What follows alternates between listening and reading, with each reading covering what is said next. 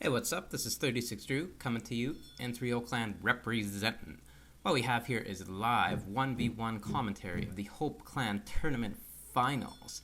This is going to be an India mirror played on Deccan. Interesting matchup, interesting civilizations. This game is going to be bound to be full of entertainment, excitement, and viewing pleasure. I mean, let's get it real here. This is a 1v1 final from probably the two best players in the world.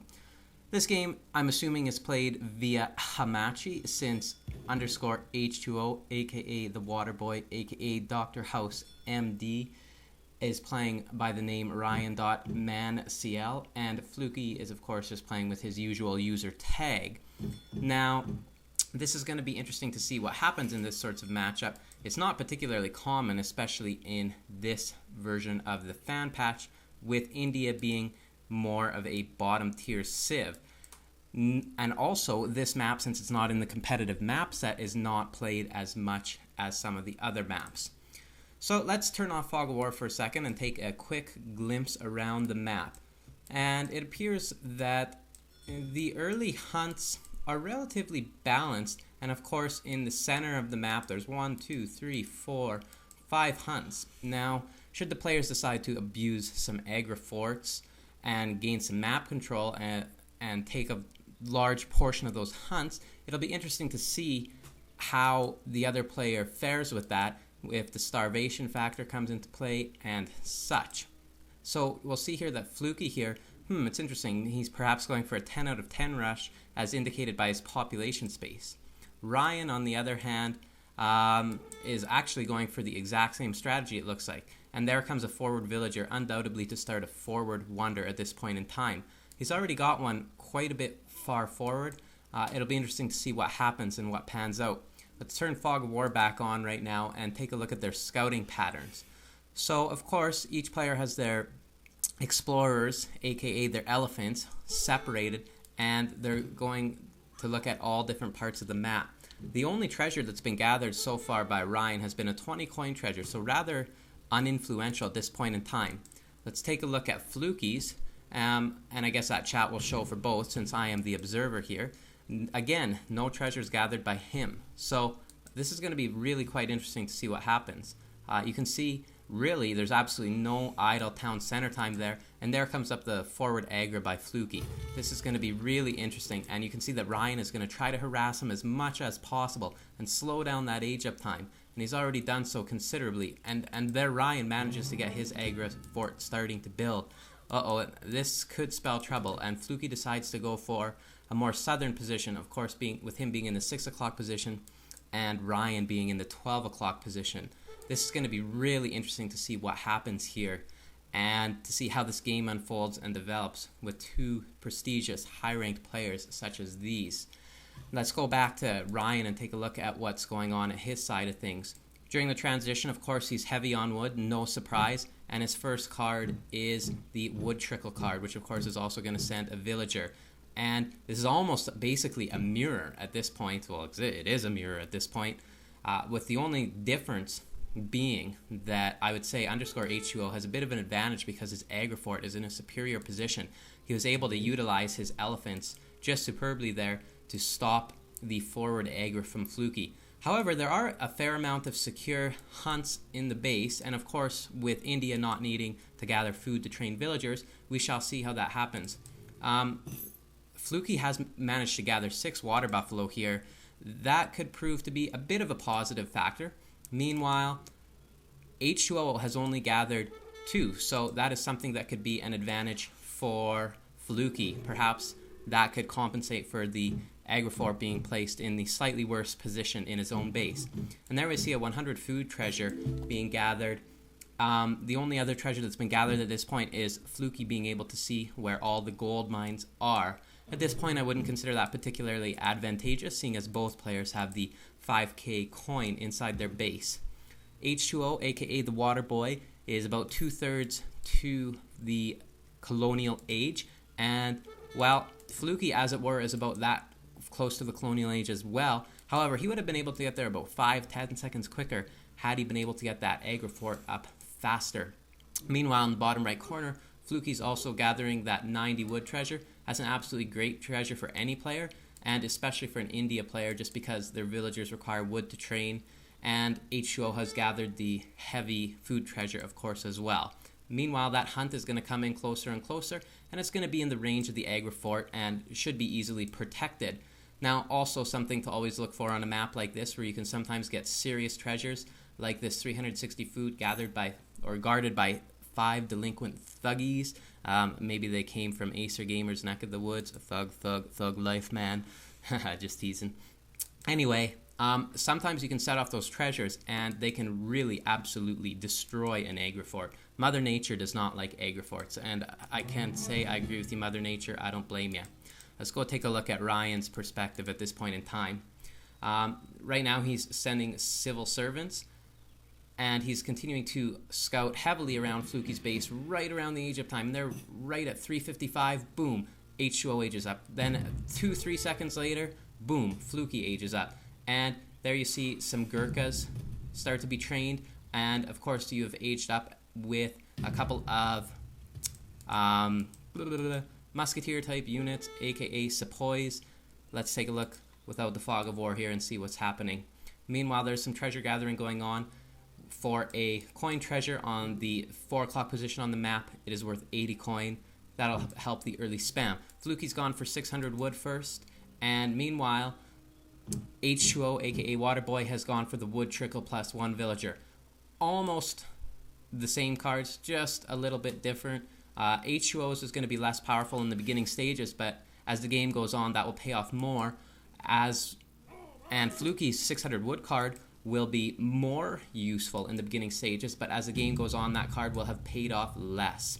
Now, an important thing to think about these 2 meat shields here with 20% range resistance and 375 HP and 15 attack is that they're going to be great meat shields in the case of early exchanges between these 2 civs. So we shall see what happens here.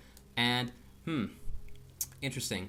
We have some villagers here that are bringing in hunts, and that market is going to provide some excellent line of sight for Ryan. As you can see, really, he's got that whole center of the map covered, being able to see exactly what's happened. Let's take a look back to Flooky. And really, it's no surprise that in this match, and in general, that both players went for the Wonder on the age up. The Agra Fort Wonder on the age up. Really, anything else is second rate in my eyes. You know, you can have your nearby resources gather more quickly. But in this situation, and just in general, it seems to always be the way to go. So here, perhaps we're going to see some early exchange here, or some harass from Ryan. Meanwhile, their armies are almost identical at this point in time. Their spam is very similar. And here, Flooky is now deciding to send the wood trickle card. Meanwhile, if we go back to Ryan, not sure exactly what's going on there at this point in time. However, he looks like he's about to receive another shipment here real quickly. And here he's coming in to scout, and he's going to notice heavy villagers on gold, which really is no surprise. Meanwhile, Flooky is getting the Consulate up, and H2O at this point in time is not having that option in his arsenal. They have a roughly equal number of sepoys and a roughly equal number of Gurkhas.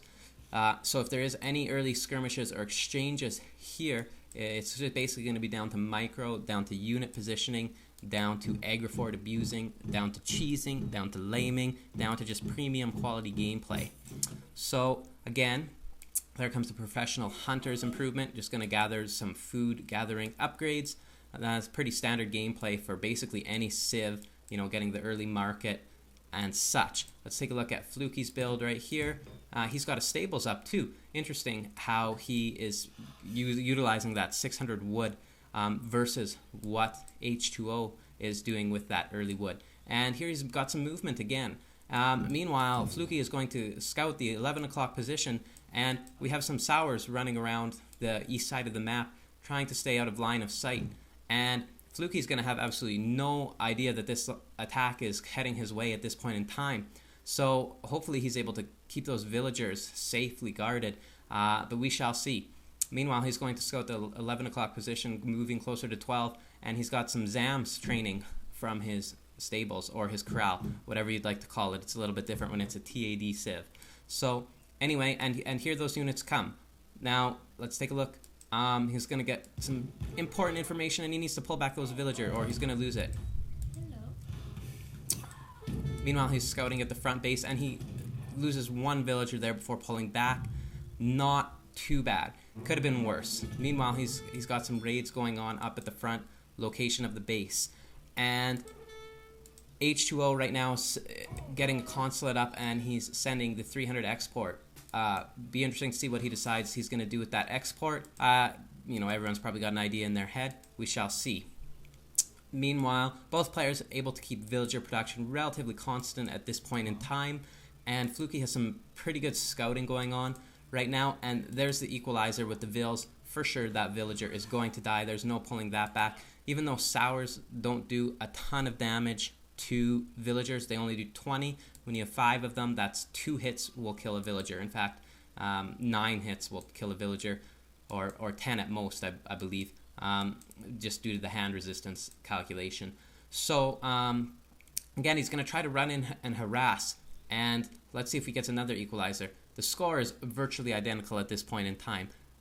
There's only a 1-point difference, so percentage-wise, that's like 1 or 2% difference at this point in time. Meanwhile, there's more sours being trained, and there's the 4 Zams that show up. My games against Flooky in the past have indicated to me that he is very good with Cav, and he's very versatile. And there, Flooky is going for the Ottoman ally with the 10% to land HP plus building line of sight. Let's go back to Ryan MCL and see what he has going on in his base. He senses that he's going to need to pull back a large portion of his army, and he pulls both his explorers, his sepoys, and his Gurkhas back to see what is happening. Meanwhile, he's still building up his export. He's sitting with 599, and his villagers are really gathering in a fairly safe location. So he doesn't really have anything to worry about in this point in time from raids, and he's got some sours of his own training at this point in time. He's going to have to make sure he gets these guys gathering sooner rather than later. Meanwhile, the score is 88 to 83 in favor of Flooky, but really, at this point in the game, the scores might as well be dead even. Flooky deciding to pull back right here, deciding to add a couple of Gurkhas to the mix, which of course are basically your Age 2 skirmisher unit, and there's talk about in the next fan patch of them auto-upgrading as India hits Age 3, and I think that's an absolutely marvelous decision for them, because really their only agenda at this point in time, in my eyes, is a colonial agenda. And really, they need to be able to get to Fortress, even if they sacrifice a little bit for some sort of advantage. And it's quite difficult on this fan patch to do so. They're, of course, bottom tier in my eyes with Sioux and Ottoman. It's a little bit debatable beyond that. I would put Spain and Aztec in the next tier, and then after that, everyone's a little more balanced. So, meanwhile, flipping back to H2O, take a look at what he's got going in his base. He's continuing to mass, and he's deciding to end relations. I didn't even notice who his first relations were with. However, he has spent some export because he's down to 345, and before he was nearly at 600. So he has now decided to ship the 600 wood also, and he's moving. So you can see he's got his group of sours, his group of Gurkhas, couple sepoys, and his explorers in there. Meanwhile, Flooky he might be caught a little bit out of position with so much cavalry out and about. However, there he's going to be able to scout it though with his explorer and see that there's an attack incoming. So really he's going to be alerted, but that's not going to slow him down. He's going to probably decide to run back and raid. It'll be interesting to see if he goes for these villagers, or he thinks he's going to get cornered and he decides to run away. I know that if I were him, I'd be running away. But maybe that's a little bit easy for me to say. And, of course, I'm not also basically the number 1 and number 2 players in the world. Let's take a look back at H2O Waterboy. By the way, Flooky sending 700 food right here in this situation. Meanwhile, Waterboy is having some idle villagers at the moment. We shall see what comes of that. Also, his army, again, he's keeping it moving a lot here, which is pretty good. Pretty interesting thought in my eyes. Looks like he's hoping to be able to pin some cavalry in this corner location. He's got a couple Zams coming over there. Oh, and this is going to be very interesting. We'll have to watch this micro, how this plays out. Boom, there goes the one that's getting hit, pull back. Oh, and the Zams show up. Oh, no, this could be devastating for Waterboy as to what happens here. Oh, and more sours. Really, there is absolutely no way, even with bad micro, Flooky absolutely is going to win this fight. But meanwhile, he has his mass coming around to join the army there. And Meanwhile, Flooky has left his massive units back at home. Really, ooh boy, I would have to say that Flooky has gained just a tremendous advantage here from that little exchange and being caught out of position. And he's going to try to kill those explorers. And again, oh no, he pulls back from them. I was going to say I wasn't sure that was the best investment of resources or the best way to go. And basically, Flooky is all cavalry on the other side of the map there. And Ryan is assigned to ally with the British for the 10% bonus to land unit hit points. Flooky here, on the other hand, is at this point getting some coin crates going in his favor, and his mass is looking pretty good. Meanwhile, H2O, looks like he could be in a little bit of trouble here. Score-wise, Flooky has an advantage of 140 to 108, and that's a pretty big advantage here. H2O, if anyone can do it, can come back. He's the best player in the world when it comes to playing in a lag-free environment. That's open to a little bit about of debate, but if you want to take his experience at last year's WCG, there's absolutely no question about it. So, wow, both these players continuing to spam sours, it looks like. Let's take a look at H2O. He's got Gurkhas going and Zamburaks. Meanwhile, Flooky, same thing here. The hunt situation on this map has proved rather uninfluential, and I would have thought that for Flooky, having placed an Agrifort in his own base, that he would be in a tougher situation right now. However, he's doing quite well. His card right now is 600 coin. I wonder if he's going to cease military production and go for an age up here. Mathematically, with the units he has right now, he very well could be going for that. Meanwhile, Ryan is going full speed ahead with military and is sending the Cav attack upgrade, and that'll give 25% damage bonus, and there are some red coat musketeers from his British consulate. Meanwhile, we have a huge mass sitting here, but they're being healed by the explorers, and really, Ryan, I think, is going to have to do some excellent harass right here in order to catch up here, and in order to regain back his advantage against Flooky here. Flooky, his shipment is not quite in just yet. However, really he's got an advantage here, and let's take a look at it from his line of sight. And he doesn't know that there's a big wave coming in just yet, but I don't think it's going to pose a huge problem to him and to what's going on right here. And he's going to decide to push forward. Oh boy. He's got a huge mass of swords coming in, and his coin shipment has just arrived, but he's going to negate that for the time being. And there's a huge mass of Zamburaks there. I wonder if he's going to try to get those red coats into melee mode, try to do a little bit better against the sowers. Of course, the sowers have the 0.7 multiplier against the cavalry, against the heavy infantry, and the heavy infantry have the huge melee bonus. Oh boy, but this is just going to be probably just murder for what's going on right here. You can see that Ryan's masses are falling pretty quickly here. His Zams, they're really going to get owned here. There's such a big Gurkha mass right there. There's 20 Gurkhas. And compared to Ryan, who has quite a few less in this situation, he's only got 10. However, his Zam mass is pretty good, but it's just not going to work out for him, I don't think. Meanwhile, that explorer dies, and Flooky has a score advantage of 17 points, which at this point in the game represents about 10 to 13% in terms of score. Meanwhile, there's a couple of idle sepoys sitting back at the base there, and Ryan's got dual swords, or sours, however you want to pronounce them. The Canadian dialect is tricky on that word. Training as well. Meanwhile, Flooky's putting up a second barracks, indicating here that his spam is going to get even better, and he's gathering those coin crates. I wonder if we're going to see an age up or a continued spam here. This is a very exciting game. Now, looking back at H2O, we'll notice, again, that dual spam's going on, and he's sending the 15% to melee unit attacks card, plus the one villager, of course. Ryan has got virtually all of his units gathering coin right now. He's going to probably mine out that 5k coin in his base. Interestingly enough, I wonder if that treasure that indicates all geological surveys, which of course shows all the mines on the map, is going to come into play. There's the old trick where you can hover your mouse over a mine and see if there's anything left on it if you haven't yet scouted it. Oh boy, but he's going to come in here and raid, and this could be a huge equalizer if he's able to get a number of villagers off right here. Really, Flooky has poor protection on those two units, on all those villagers right there, and there's just so many of them right over here. Holy, there are 6 villagers over there. Possibly there was even 7 if one's already died. that could be a huge equalizer. Meanwhile, Flooky's deciding that he's got to push at the front base, and if he's able to siege just Agra, that's absolutely huge. That's game altering, and H2O is forced to pull back. Really, he has no choice here at this point in time, because if he loses his positioning on the map, it's going to be nearly impossible. He's going to need some hero stuff to try to recover from that sort of deficit, that sort of shortcoming. Meanwhile, let's take a look back at H2O and his base. He has no units spamming, and really, this mass, I don't know what he's going to be able to do about it. They have roughly an equal number of sowers, and basically the rest of the mass is sepoys versus zams. That's going to be extremely difficult to deal with.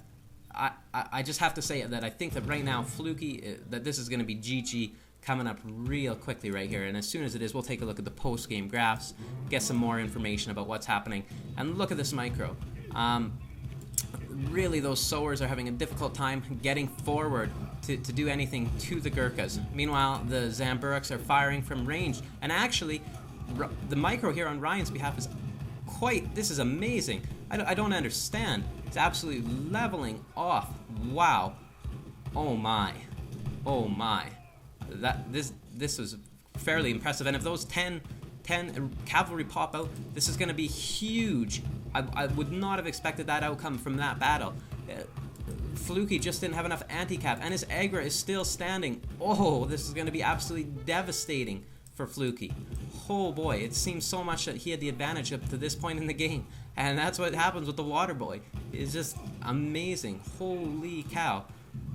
Absolutely devastating, and he comes out of it with a huge advantage. Oh my. I don't think I've ever seen anything quite like that before, where a player goes into a battle with a disadvantage that seemed quite big in my eyes, but had a fail of micro.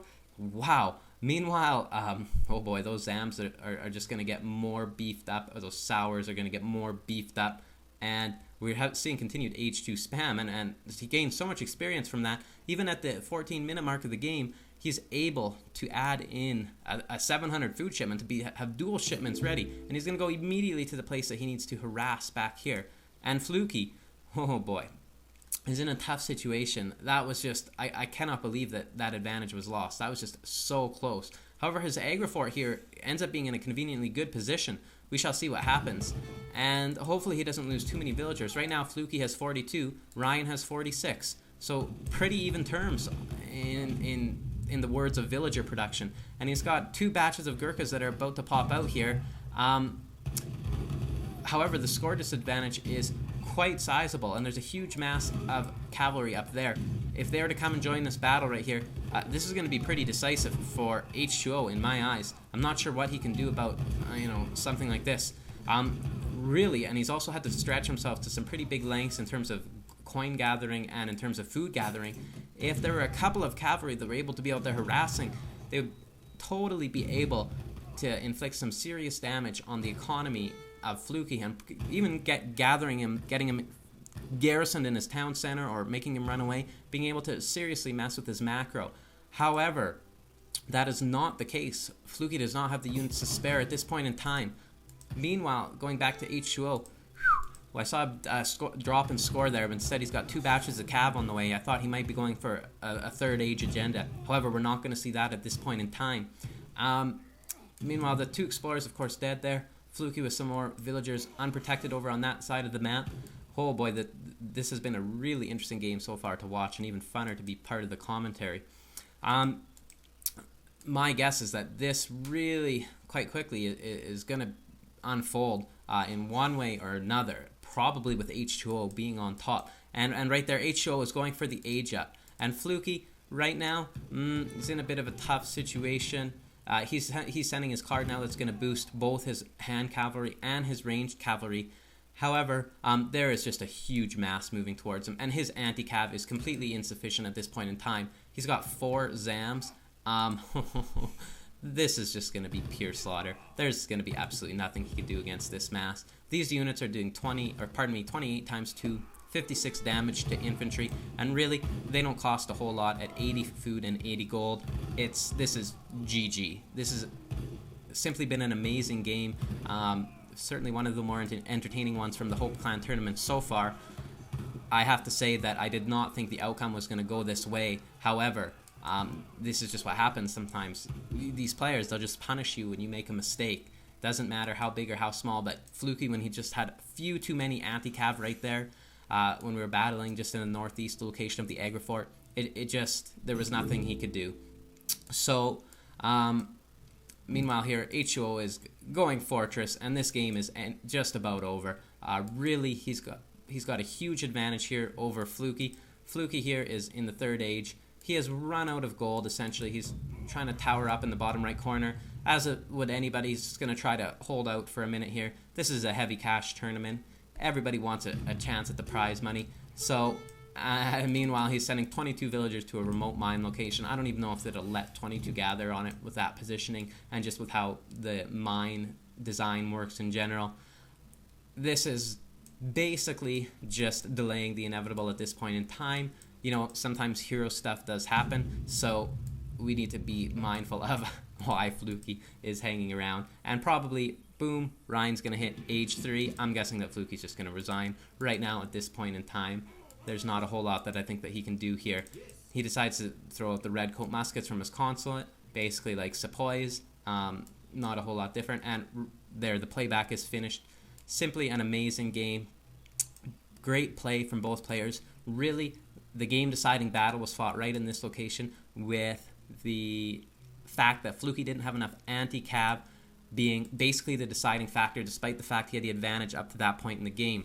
He had the most resources gather, and in fact, if we look at military, this game was pretty close up to that point in time. Really, Flooky had the military advantage hugely up to that point in time. He was at 61 pop, and really, H2O was only at 42 pop, but you can see where the anti-cav ran out, and he just plummets down to 15, and there was just no recovering from that sort of hit. Villager count was almost identical with that one raid in the southeast location. Again, just simply an amazing game, and you can see how Flooky had the advantage for most of the game in terms of eco. Thanks for watching Game 1 of this series. Hope you watch Games 2 and 3. 36 Drew, signing off. N3O Clan, Hope Clan, joint venture, representing.